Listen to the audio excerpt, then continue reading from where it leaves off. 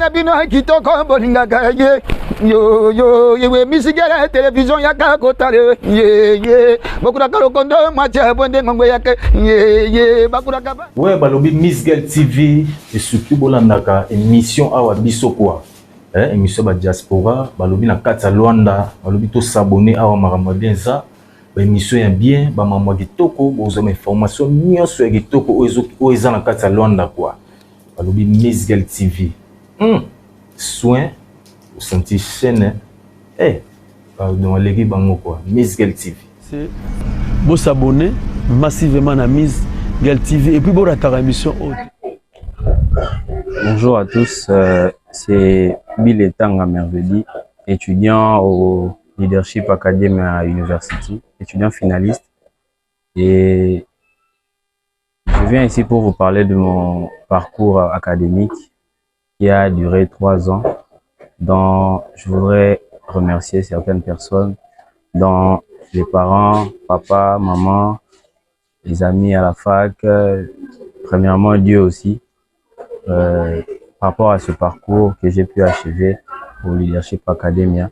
Et au travers de cette vidéo, je viens annoncer aussi la fin de mon parcours de licence qui se termine officiellement demain à la collation des grades académiques au centre financier de la Gombe. Et je remercie Dieu pour tous ces moments, toutes ces épreuves traversées durant les 3 ans passés. Et à travers cette vidéo, je remercie aussi toutes les personnes qui ont contribué à ce succès, à mon parcours, à tous les problèmes résolus.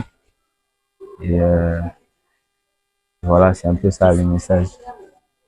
Voilà. J'aimerais remercier la famille, les parents, les amis avec lesquels nous avons pu achever ce parcours.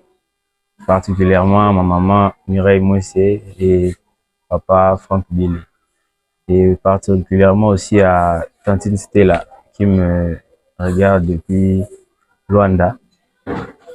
Et j'aimerais aussi encourager certains jeunes qui ont peut-être des difficultés à pouvoir se motiver, à pouvoir étudier, terminer le cursus, à se fortifier, à se redonner encore confiance pour pouvoir étudier car c'est important pour toute une vie.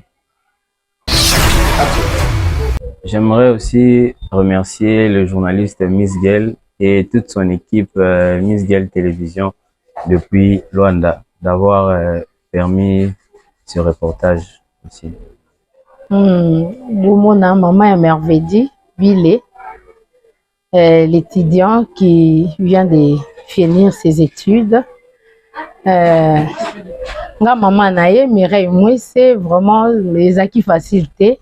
Parce que tout le monde a bamsoussou, bazan, bambon, mais bakoki autant que ça banate, mais c'est ça qui est difficile. Mais avec l'aide de Dieu, et comment qui facile.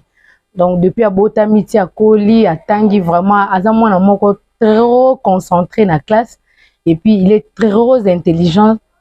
Vraiment, babing a les génies noirs. Donc Azamon a mon maïe, donc mon premier né. Moi, nanga liboso, vraiment, Nazan et c'est mon makasi énormément. Donc na PCP batunyo surtout ba soutenir qui na parcours naé ba soutenir qui nga donc na PCP bango merci na maman na Estela pour salier cadeau soki bomo na bilili eza maman na Estela na Luanda Stella Swad yem ta salier cadeau oyo ba kuzoba image donc na remercier puis journaliste wa Tindi donc Miss Girl Télévision de Luanda. Vraiment, c'est mon anglais qui m'a cassé tellement. Non, on va exprimer en côté. Donc, c'est ça un peu. Vraiment, merci.